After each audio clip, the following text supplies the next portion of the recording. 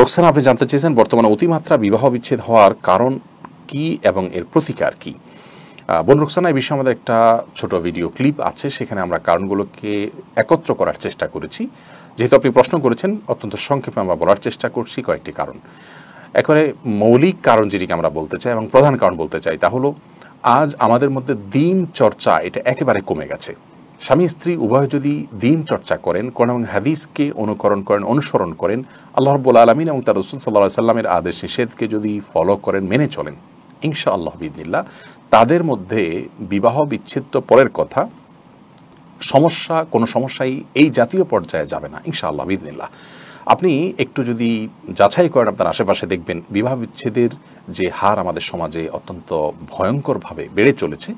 এর মধ্যে স্বামী স্ত্রী উভয়ের দিনকে প্র্যাকটিস করার চেষ্টা করেন, এরকম পরিবার খুবই নগণ্য সংখ্যক পাবেন না আমি তা বলবো না, কিন্তু যেটা পাবেন সেটা সংখ্যায় একেবারে স্বল্প হবে। এর অন্যতম একটা বড় কারণ হলো যে একজন মানুষ যখন নিজেকে আল্লাহ এবং তার রাসূল সাল্লাল্লাহু আলাইহি ওয়াসাল্লামের কাছে ন্যস্ত করেন, তখন তাকে ধরার একটা জায়গা থাকে, তাকে সংশোধনের একটা জায়গা থাকে, তাকে তার কাছে আর্গুমেন্ট পেশ করার একটা সুযোগ থাকে। কিন্তু যখন কারোর অভিভাবক হিসাবে তিনি আল্লাহ রাব্বুল আলামিনকে পরিপূর্ণভাবে গ্রহণ করতে পারেন না, তখন কিন্তু সংকটটা মূলত দেখা দেয়। এই জন্য আমাদের সমাজে দিন চর্চা বৃদ্ধি করা হলো এই সমস্যা থেকে উত্তরণের প্রধান উপায়। স্বামী স্ত্রী উভয়ের মধ্য থেকে যদি যে কোনো একজন এর দিনের বুঝ না থাকে, তারপরে কিন্তু এটি ব্যাপক আকারে সমস্যা দেখা দেয়। এজন্য মৌলিকভাবে আমরা আল্লাহ তাআলার কাছে সারেন্ডার করছি কিনা, প্রকৃত মুসলিম হচ্ছে কিনা, এই বিষয়টি যদি নিশ্চিত করতে পারি এবং এটি যদি আমাদের ভিতরে আমরা আনতে পারি, ইনশাআল্লাহ বিইذনিল্লাহ দেখবেন বিবাহ বিচ্ছেদের হার অনেকখানি কমে যাবে। এর পাশাপাশি আমরা পাত্রপাত্রী নির্বাচনের ক্ষেত্রে উভয় পক্ষ আমরা ভুল করি এবং পার্থিব বিষয়গুলোকেই বড় করে দেখি, এবং এ বিষয়ে আমরা যত কথাই বলি না কেন, আমরা যারা দিন প্র্যাকটিস করার চেষ্টা করি তারাও বাস্তব ক্ষেত্রে গিয়ে দেখা যায় নিজের মেয়ে বিয়ে দিতে গিয়ে, নিজের ছেলেকে বিয়ে করাতে গিয়ে আমরা আমাদের তথাকথিত সামাজিক স্ট্যাটাস বা জাগতিক বিষয়গুলোকে, চেহারা সৌন্দর্য, অর্থকড়ি এবং তার সামাজিক যে অবস্থান, সে বিষয়গুলোকে আমরা বড় করে দেখি। তার এবং তার পরিবারের দিনদারিতা, আল্লাহর কাছে আত্মসমর্পণ, দিনের পথে চলার প্রচেষ্টা, এগুলোকে আমরা বড় করে দেখি না।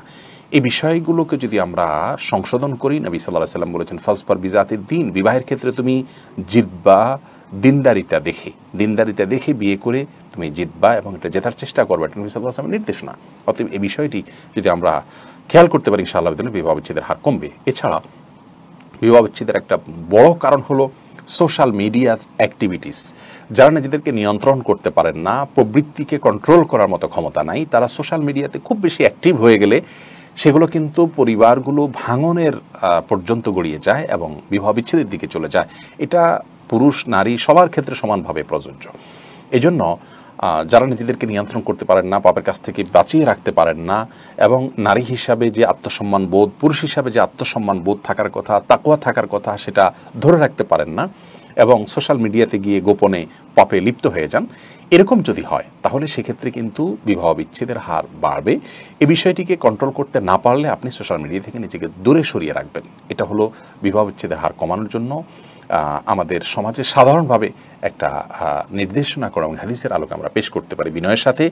কারণ আমরা দেখি যে সোশ্যাল মিডিয়ার অ্যাক্টিভিটিসের কারণেও কিন্তু বিবাহ বিচ্ছেদের হার অনেক বেশি বেড়ে চলেছে। সর্বশেষ কথা হলো তাকওয়া সার্বিকভাবে চর্চা করতে হবে, অল্পতুষ্ট থাকার চেষ্টা করতে হবে।